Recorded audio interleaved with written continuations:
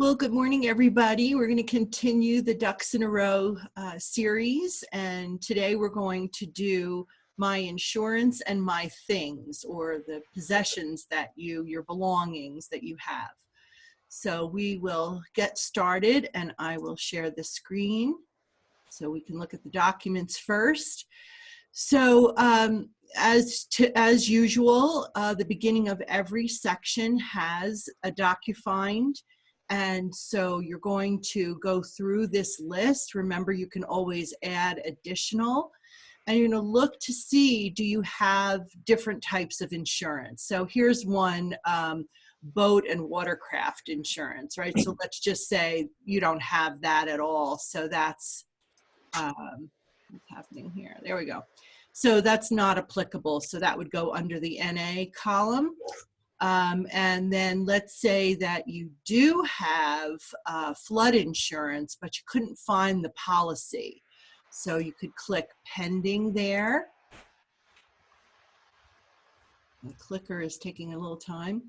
And then you do know exactly where your life insurance policy is, and that's something that you're able to, say that you're going to put a copy in your binder, stored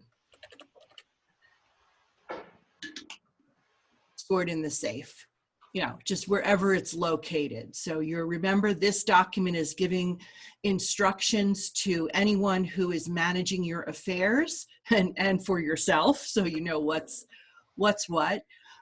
So you're able to, at any point in time, keep track of what you have and where it's located. So this is also a good time to contact insurance agents or insurance companies to make sure that your insurance is up to date. For instance, on the homeowner's policy, if someone has children and they have put in a trampoline in the backyard, or a swing set, or a swimming pool, or whether you have children or not, just the fact that you have those things can affect your homeowner's insurance. So it's a good idea to check with your agent or the company to make sure that whatever the situation was when you set up the policy, that if that situation has changed, they need to be updated and it needs to be handled accordingly. Now, it also works in reverse. Let's say you had young children and they're all grown now and gone, and you had those things on your policy, you're overpaying now if you have had that situation. So it's really important to make sure that you adjust accordingly. So we've got things here like, the auto insurance. And one of the things that I like about the binder system versus a file system, although you're certainly welcome to do a file system, is that a file system, though, many times can become a black hole. So auto insurance policies, you get your declaration page with your new updated insurance cards every, year or whatever, and then you're just shoving them many times into the folder, where in a binder, it's like, okay, you've got the most current in. Once the new one comes, you pull that out and you put the other in. So it kind of forces you into a reduction of paperwork. So we mentioned the boat insurance, disaster insurance. This applies a lot to people who are experiencing fires and all sorts of, tornadoes, hurricanes, things like that. Flood insurance, home warranties, homeowners insurance. Oh, I want to go back to home warranties. Home warranties and manuals, I actually keep those in a separate binder. And I get the kind of sheet protector that can take a thicker booklet. A lot of this information too is online in terms of the manuals, not necessarily the warranty at the time of purchase. But it's a good idea with the things that stay with your home. So if you were to sell your home or leave an apartment or whatever, that there's certain things that are there, right? Maybe the refrigerator stays, the stove and the oven and the microwave, a hot water heater, anything like that that stays with the home. I do it in a small separate binder so that that just always stays with the home. I also include in that who my repair people are for any of those things. And also if there's any receipts for the repair or maintenance history. If you own a home and you're selling a home and you have maintained, like just by sticking in the binder, different receipts from maintenance that you've done on the home, that actually helps add to the value or the desirability of your home. So that's a good thing to just, shove in that binder and you're in good shape and you can turn that over to the next person. So here again, homeowners insurance, identity theft protection.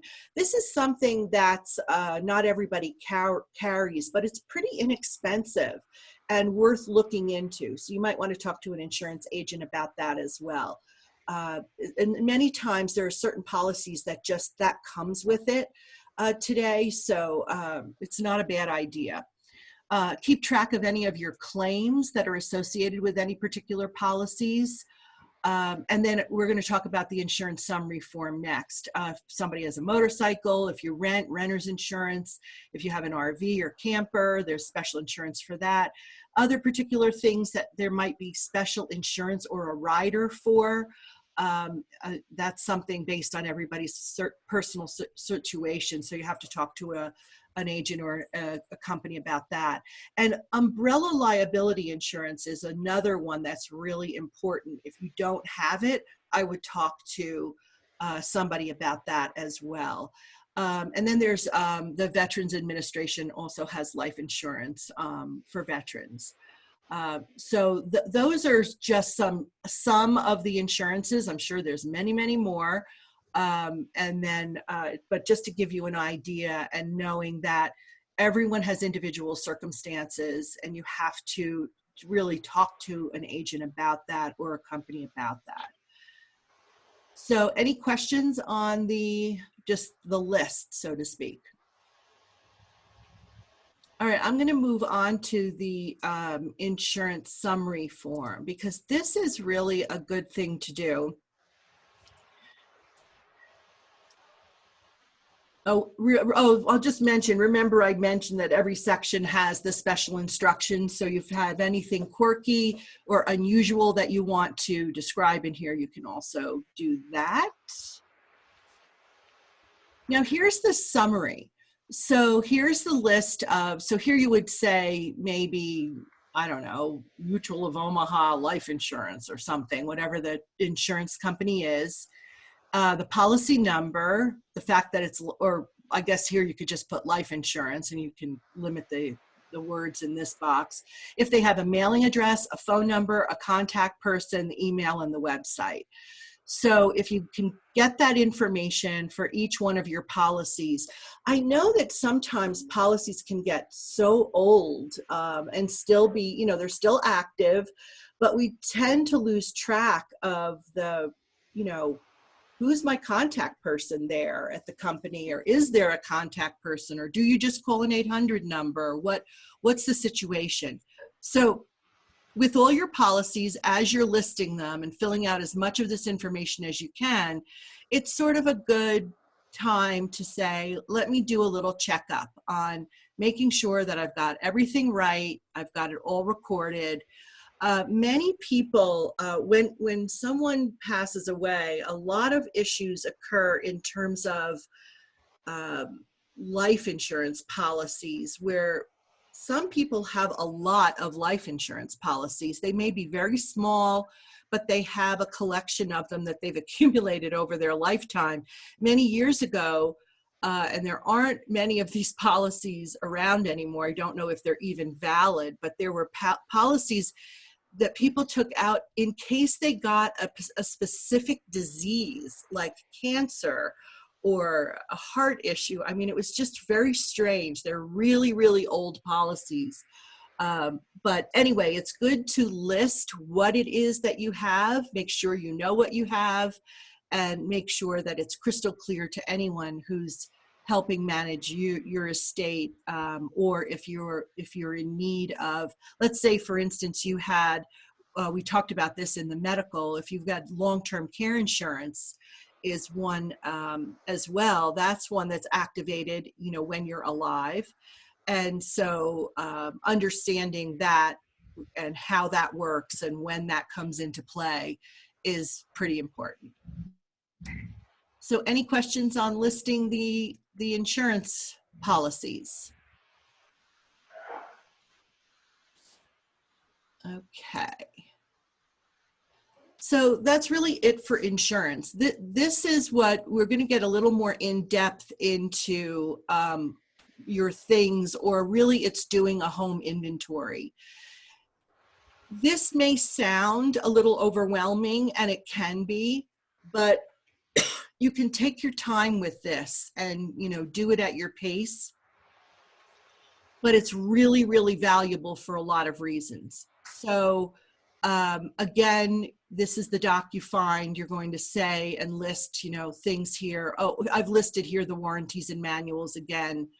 But here we've got, you know, your docu-find, then of course the special instructions. If you own anything that is of significant value that you have an appraisal on, you may want to have appraisals in here in this section. If you own digital or intellectual property, so what that is if, let's say you're a blogger and you have a very popular blog online and you do a lot of writings, this is your digital intellectual property.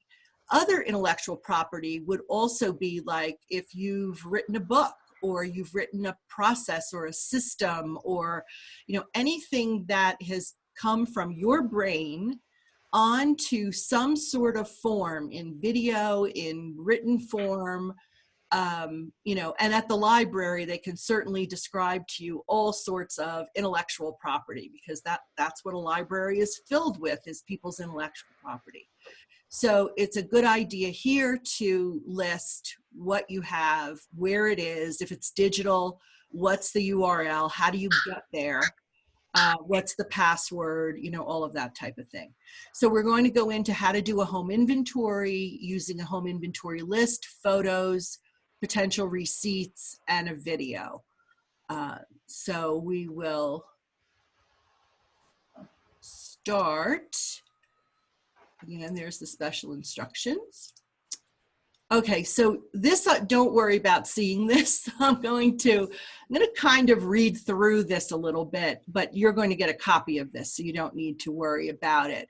So basically, when I do a home inventory, I will go, well, first of all, I'll tell you that let's say about a 2,000 to 2,500 square foot home will take about an hour and a half to photograph. So it's not a lot of time to get these digital photos. So what I will do is I will go room to room, and also on the exterior of the house as well as the interior of the house. So I'll do, if there's any possessions on the exterior, take a picture of the house itself on all 4 sides, or if there are more sides than that, or any outbuildings, anything like that. And then I will photograph up close any specific things I want to highlight that I think are of particular value, or that I want to be noted as a possession. So after I do the outside, I go in and I go room by room. So let's say you're in the living room first. And in the living room, I would photograph all 4 walls and the ceiling and the floor. And then I go up close if there are any photos or window treatments, artwork, anything that's on your walls. So you sort of start high, 1 wall at a time, and you work your way down the wall. Then when you get to the furnishings, you zoom in on the furniture, the individual pieces of furniture, quickly snap a photo. If you feel you need to get that particular item from different angles, you go ahead and do that. If there are drawers or cabinets, I open each drawer and each cabinet and I photograph the contents. Now, if things are jammed in there and you can't really see what is in a drawer or a cabinet, you may want to lay it down on, and I use a black tablecloth. So I just have a black tablecloth, I lay it down, and I put particular items of value on that tablecloth. But generally, you know, hopefully most people don't have to do that because that's what makes it really time consuming.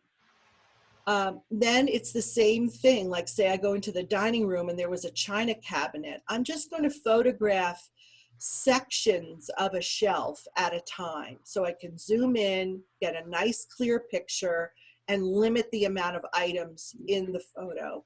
So I'll do that for you know, the dining room table and the chair. You may do one chair, but just note, you know, do the whole, you did the whole room so you can see maybe there are 6 chairs there. If there's a carpet or something that's, you know, you want to show that there's a carpet, whether it's wall-to-wall carpet or a rug of some type. So every wall you think of, you just go around the room. So ceiling, floor, the 4 walls, and you get the contents of the room and everything. You just move room to room to room to room. And of course, if you have an attic or a basement, that where there are things stored, and if they're stored, say, in boxes, if they're very valuable, it's worth it to take things out of the box, like I said, on the black tablecloth and photograph them. But again, this can be something done at your pace, just, you know, as you get to it, but get to the main contents of your home. Now, I'm going to say something that's going to sound kind of funny, but from the standpoint, the reason we do a home inventory, it is not just for when we pass away. There are many reasons why we do a home inventory, right? If there was a fire, for insurance purposes. If you are remodeling your home, what I recommend that a lot of people do this, in particular on the photos that are the furnishings, that you put the dimensions of the furniture. If you're moving, the dimensions of the furniture are really helpful for the big or the primary pieces. Not, you don't have to do everything. But there's just many, many reasons why this comes in handy. Also for tax donation. If over time, something in your set of photos is donated for tax purposes, you write on the photo, you know, donated and the date, and you include the donation receipt, you know, just staple it to that page. And so anyway, when you do all these photos, what I recommend is that you do them and you print them in color on 8.5 by 11 white plain printer paper, 9 to a page. So 3, 3, and 3 is the way it comes out on the paper. And you can select that typically when you're printing photos. So you do that, and then once you have everything photographed, oh, let me just go back to, so the example for insurance reasons. So let's just say you open your drawer and it contains nothing but socks, right? And socks, you know, many people have a lot of pairs of socks. So let's just say you've got 30 pairs of socks in that drawer, and every pair ranged from $5 to $10 a pair. So when you think about if you lost everything, and this is what happens when, you know, like right now in California, all those homes that are being lost in those fires, let me tell you, these people did not count how many socks were in their sock drawer.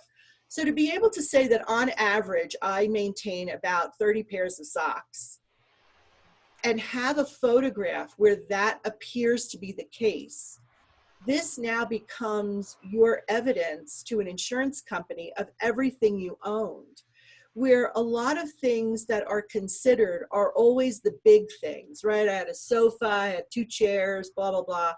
The big things that people can think of or remember. but the contents in our closets and the clothing, the shoes, the smaller things in our kitchen add up to thousands of dollars, thousands and thousands of dollars. And so many people, when they have an insurance claim, lose all of this money. So in order to be able to document this, you store this not just in the binder, but you store it on the cloud. So on the internet somewhere that you can always get this. And so no matter what happens, you have all these records. So what you do is after you print out the pictures, you sit down and you number each picture. So every single picture will have a number starting with 1, and you're going to go through. Now this is what is really a big job. And whether you choose to do this or not is up to you. But I want to explain something so I worked with a lot of older adults and working with their estates. So as we would relocate them, many wanted to contact their adult children and let them know, figure out what their children wanted of the possessions that these older adults owned. So what we did was we took the photographs. So let's just say that the owner of the property had 2 children. So we made 2 additional copies of the photo, the set, right? So they got the complete set. And we took these copies and we put a letter on top of it. We addressed it to the children and we said, so it's each individual, they got their own individual packet. And what we said was, here's the entire inventory that, your mom owns, and your mom would like to know, of all of these photos, what items would you like to have upon her death? So the reason we did it this way is many families will say, most families do nothing, ever. And the biggest arguments between families come about the stuff more so than about the money. Many times the money has been allocated, a home, or whatever, or there's a life insurance policy with beneficiaries.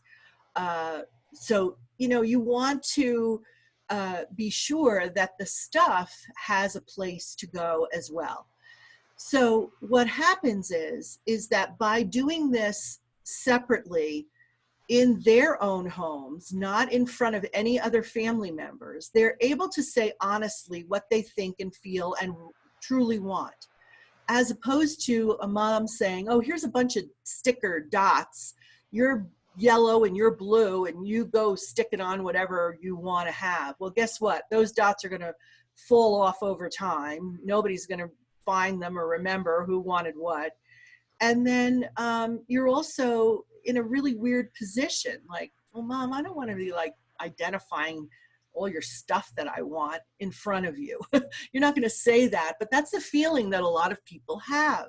So by doing it this way, you take the emotion, or a lot of the emotion, out of it, and also any conflict.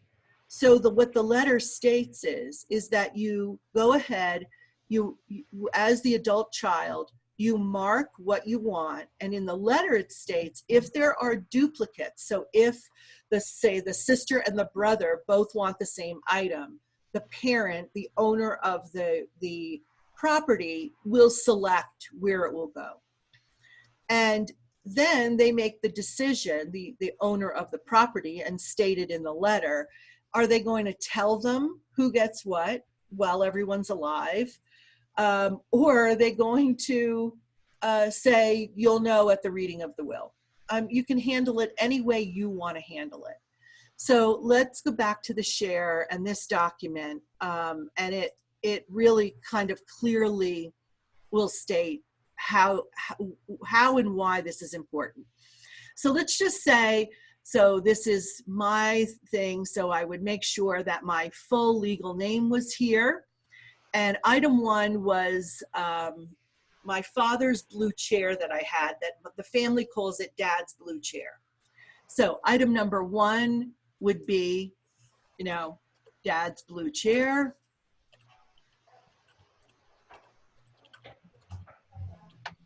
And now the value. There are many times when you should put the value and you shouldn't put the value. So the recommendation that I had received a long time ago was you make 2 copies of this, one with value if you know it, one without value. So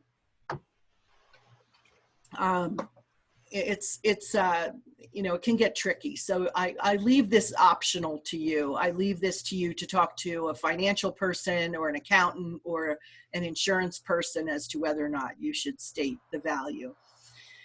So the comments could be anything. I mean, as this item pertains to you, or it can be nothing. But here, distributed to. So I want this to go to son John. All right. But let's say I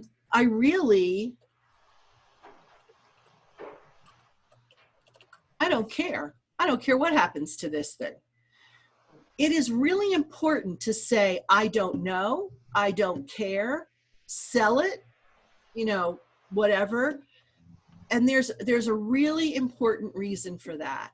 And as I've gone through different estates with people, one of the things I recognized was, I'll never forget, there was a little glass blue vase in a cabinet covered in dust.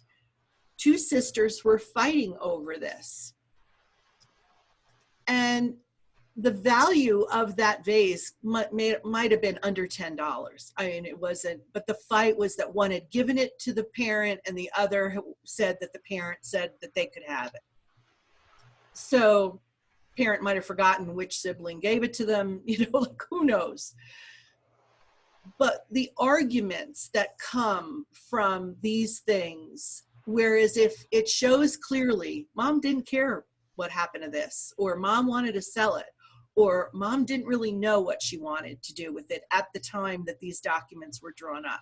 And you can revise this at any point in time. So this way, siblings can't start an argument saying, mom said this, dad said that, whatever. There's no, here's the evidence. This is exactly what they thought. They may have said other things, but as far as what's on paper and what's legal, this is what's what. So it remedies so many arguments within families. And so if you notice down here at the bottom, so you make as many pages as you need. I think on mine, I've got like, I don't know, 400 items or something like that. Like, oh, and I even took like my jewelry box. I don't have a lot of jewelry, but I did lay out that black tablecloth on my bed, and I laid everything out, and I put things that are hard to tell the size of. You put like a coin, a quarter or a dime or a nickel or a ruler or something next to it when you photograph it, so that they understand. You can, because you can't tell once you zoom in on a photo. So that's a good trick to do. But anyway, so the owner signature goes on each page here and dated. And no, I think it just has to go on one of the pages and it's attached as a group, but you can even indicate that. You can say up here, you know, Judy Ruff's, you know, 140 item inventory or something like that, if you want to make sure that every piece is covered legally. So you would put your signature, and you would need 2 witnesses to sign this. It would not hurt, it does not have to, but it would not hurt to take it to a notary when you're signing this, which you can go to a bank or you know, various places that have notaries. I don't know does the library have a notary? No. No. So anyway, it's a great thing to do. And this is in most states legally attached to a will or a trust. So where a will is dealing with the bigger stuff. This is dealing with the small stuff. And if you don't want to do your entire home at once, or it's a bit much, but you know that there are very key items that you want to get on here, and you want to make sure that, you know, it's distributed correctly. Like some people will say they want it donated to a specific charity. They want it thrown away. They want it to a particular person, a friend, a child, you know, whoever. And again, the I don't know, I don't care piece, sell it, you know, all of these different, you know, but you can put in and use the comment section to be a little bit more specific if you want to about particular items. So the home inventory is a very wise thing to do for a lot of reasons. Any questions on that? I have a question. Yeah. Okay, now I want to know the value. So when you say go take that complete inventory for like insurance purposes and stuff, you know, except for the fire. So I'm having trouble if a lot of your things came from garage sales, people gave them to you, secondhand stores. You know, how would you place the value on things that you would need to take? You know, one of the really easy ways to do it today is to go on eBay. So you just, if something, you know, and a lot, I mean, we all own a lot of things that are hard to capture in terms of value. And when things are, you know, for instance, like think about if you have a drawer where you've got some pencils, some pens, some, you know, paper clips and a couple pads of paper. I mean, like just, you know, the things that we have, right? You've got a book of stamps that has a value. And so when you're opening up a drawer and you're photographing it, or you've got things like that, or gifts from people, or things that came from, like you say, a garage sale where you're not really paying the real value.